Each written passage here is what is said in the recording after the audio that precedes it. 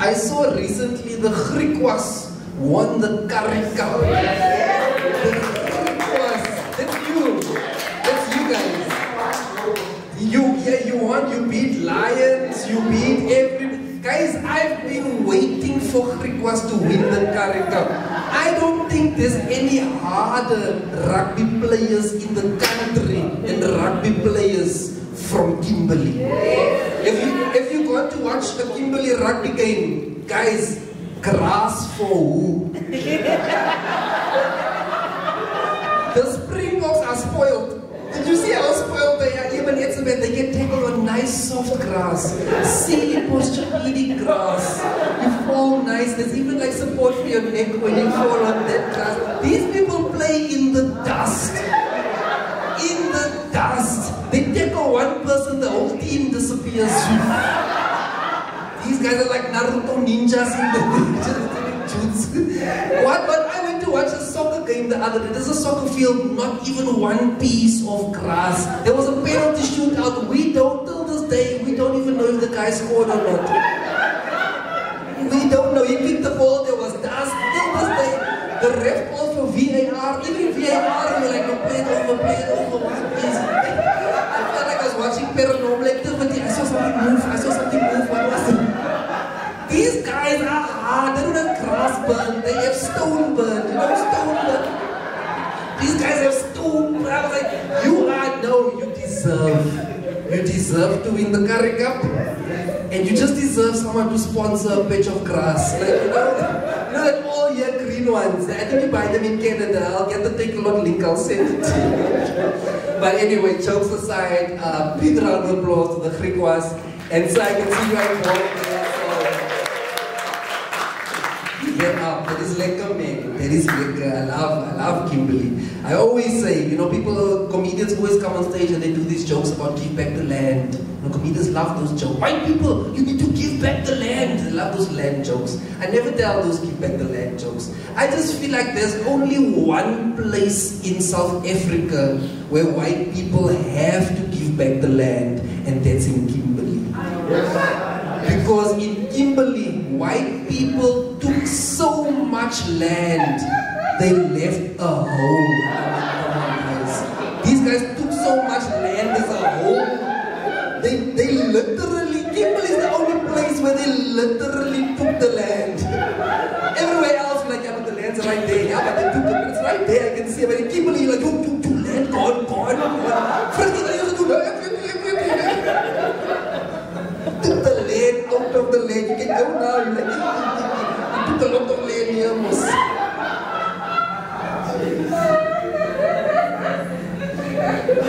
I'm living at an Airbnb in a place called Verwoeststad. That's what, Verwoestspark. Yeah. Like, I looked over the fence and the next neighbor was black. I was like, sir, I don't think you're supposed to be here.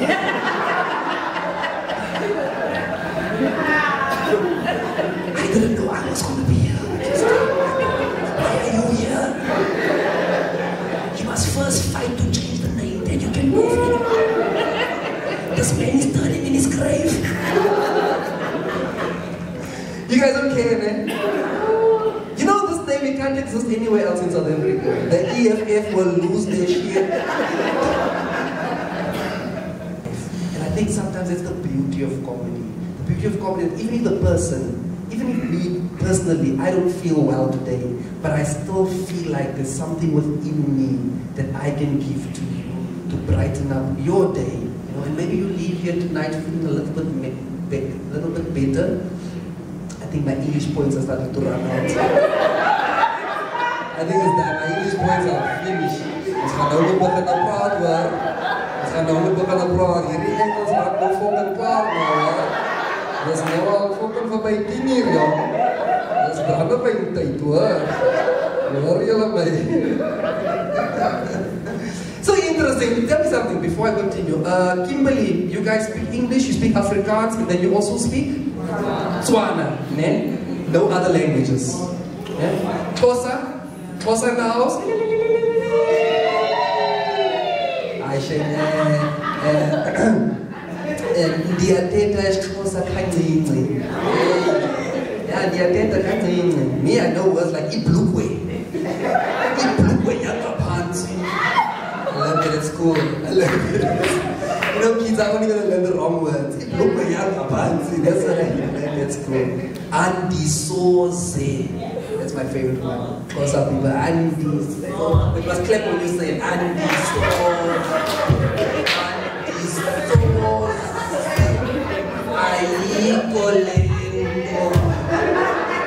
Hey, get away from Xhosa people. When they start talking like that, you must know it's nearing the end for you. Andisoze. Namhlanje sabona. Guys, I feel like I could have been good at Xhosa. I could have been good at Xhosa, but I think when I started as a child, when I started at our school, I think I started wrong. And sometimes if you start wrong, then you can't grow well. You know? Like I went to a school where we had colored kids and black kids, né? But the problem was the black kids couldn't speak English. So we had to have a translator because the teacher couldn't speak Xhosa. You know, so every time we do have a translator between the teachers so that the children could also understand. So they choose one of the black kids who could speak both languages, and that person would translate. But that person helped everyone else, but confused me. Confused me, because for years I thought that all Xhosa sentences start with Uti Umis. I thought all Xhosa sentences start with Uti Umis. I thought Xhosa people walk around like Uti Umis, Mono, Uti Umis, Unjani, Uti Umis, Nkipule Kosi Unjani Wena, Uti Umis. I thought that you can't speak if you haven't observed protocol. So before you speak Uti Umis, Ndifuna Itebanaba Uti Umis. I remember this one time my mom sent me to the shop at night, and out of nowhere these three black guys popped out of nowhere. Hey, we're not Funani, eh? We are Piquetini, eh? We are Piquetini, eh? I was like, what do you miss? What do you miss? They were like, oh, it's a translator. You don't know translators, no, you know, education. What do you miss? Guys, Uti Umis once saved my life. I was in Jozi. Now you know in Jozi taxis aren't the same as taxis in any other place, you know? Most places taxi has something called like a doorboy. You know, the person who collects the money in the taxi. Say? The jamboy, there we go. The jamboy collects the money for the people. You know, when you have a jamboy in a taxi, the journey is so much more relaxing for the passenger. You don't have to do anything. The jamboy does everything. You don't even talk to the driver directly. You've got no right. You've got no right to speak to the driver directly. You speak through the jamboy. You say, jamboy, I want to get over at Spa. And then he'll tell you, hold on. And at the right moment, you're like, hey, Uti Spa. And then jamboy will communicate. You've got no business. You get in, you give your money, you put your earphones on, and you relax. But in Jozi taxis, there's no jamboy. They want you to be an employee in the taxi. Now you must tell the driver where you want to get off, and now you are involved in the finances of the taxi. Guys, and there's no place in the taxi where you can sit to remove yourself from the finances, because everyone in the taxi has financial responsibility. So when you get in the taxi, sit where you feel you are financially competent. Don't sit in the incorrect place, you're going to mess up the whole mathematics of the taxi. If you know you know nothing about money, sit at the back of the taxi in the corners. You don't have to do anything. In the corners, you just give your money to the central person in each row. Every row gives the money to the central person in each row. That person is the first receiver. They do entry-level accounting. Entry-level. This is petty cash transactions. They're just doing finances for the row. And once you have exceeded your mandate in your row, you need to take your row's money, and you've already given change in your row, and then you hand that money over to someone with a bigger mandate than yours. Because the money they're going to handle is their row's money and your row's money. And so the responsibility becomes more and more important the further and further. If you sit in the middle front of the taxi, middle center, like you are JMA. That position is the most critical position in the entire taxi. Like, I wish they'll take all the best mathematicians in the world and have a game show where the final round is you in the front of the taxi. They're like, show them now, I take risks, show them now.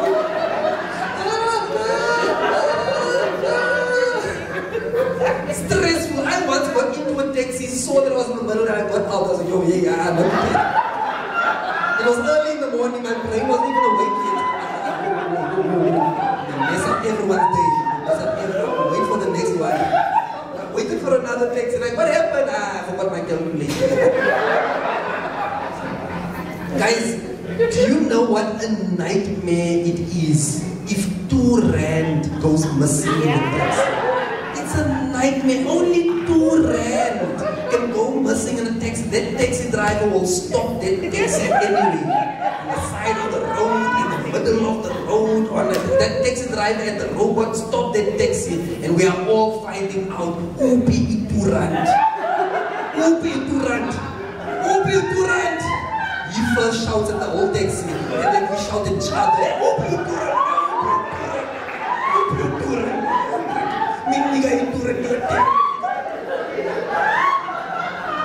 We have to recalculate. At one point, the taxi driver got so upset, he was like, give back everyone's money. Restart. Guys, we had to restart. This guy gave everyone's money back, and he was like, start again. Now there was a person watching the process. Okay, give. Okay, give. Okay, distribute. Okay, give. We had to do the whole process for 2 rand. Guys, this is where this thing saved my life. My closet saved my life. Because one day we were in the taxi and 2 rand went missing. Nobody could find the 2 rand. Everyone was CSI investigators. Oh, 10 rand. Couldn't find. Open 2 rand. Open 2 rand. Open 2 rand, man. Never mind. Open 2 rand. And at some point, everyone panicked, and then the whole taxi went quiet. And then one guy leaned forward and he was like, yeah, Namakaladi. Yeah, Namakaladi. Namakaladi. Yeah, open to run, open to run. What you miss? What you miss? Full I to run. Full I festive. Kabanda.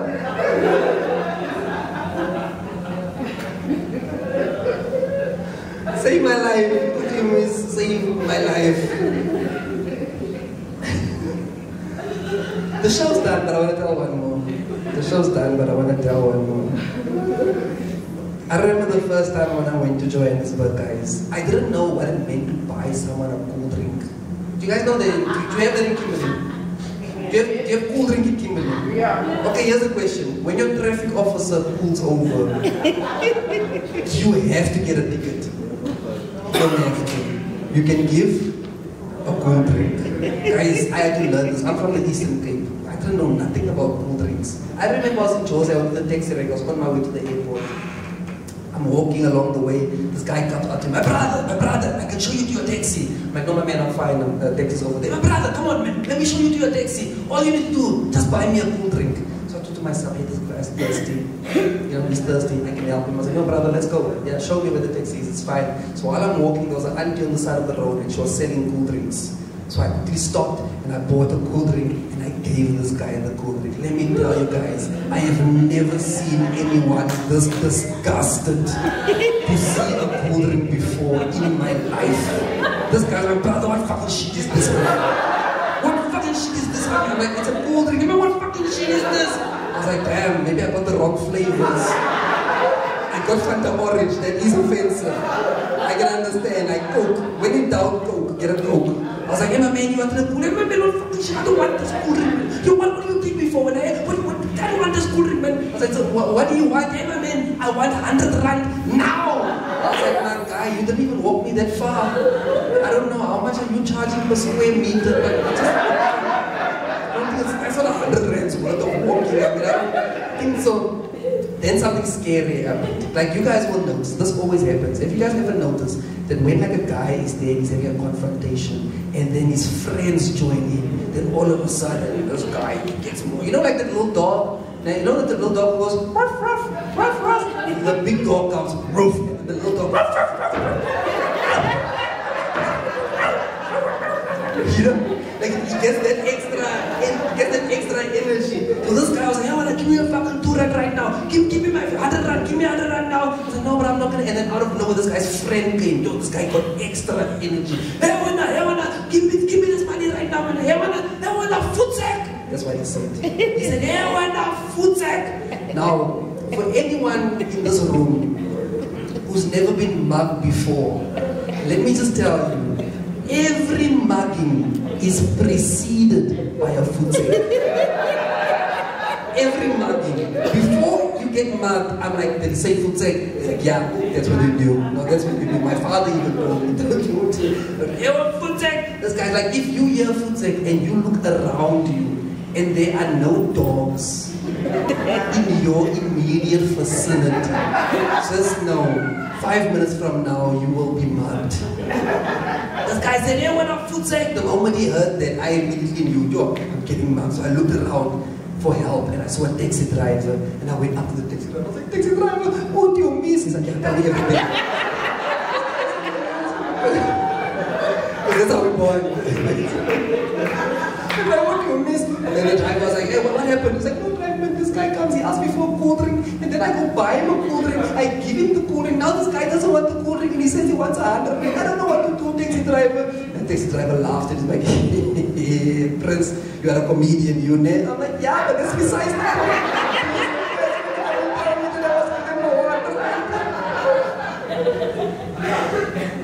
Taxi driver took me aside, and then he explained, he's like, Prince, you need to learn. You are in Jersey now. You must learn. In Jersey, if somebody comes up to you and they ask you for a cool drink, that means they want 50 rand or 100 rand. Cool drink. If someone comes to you and they ask you for a cigarette, that means they want maybe 5 rand or they want 10 rand.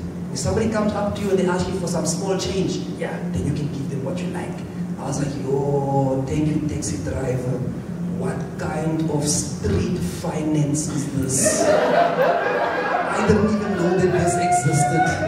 Like, they don't even put this on the news. I feel like this should be on the news. So like, today the rand is trading at 3 cool drinks to the euro.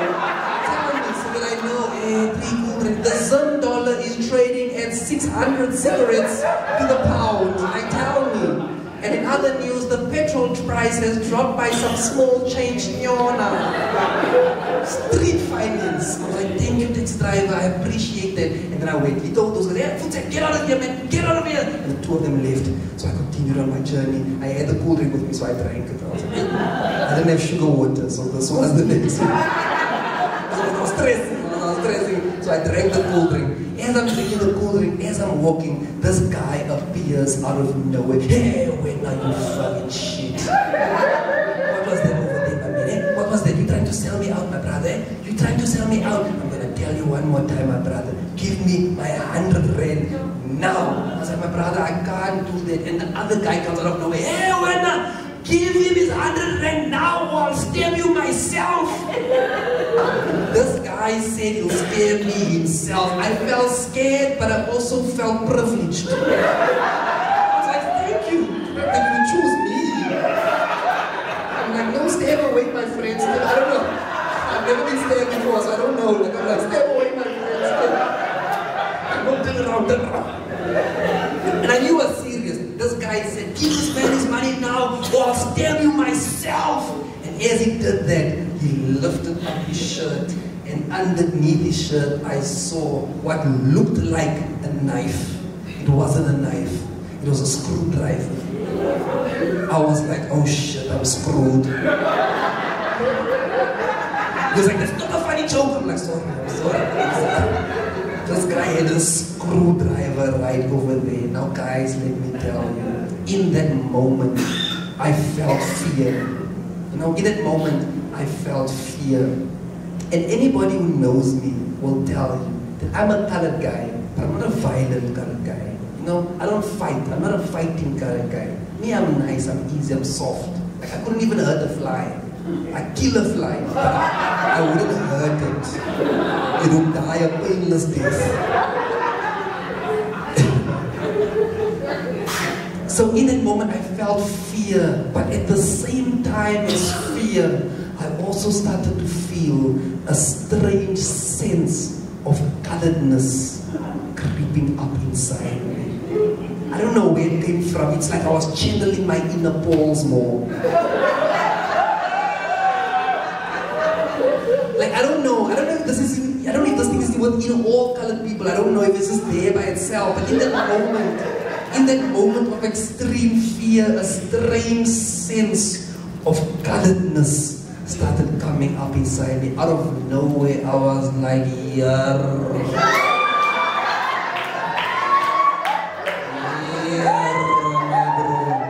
are you gonna stay with me?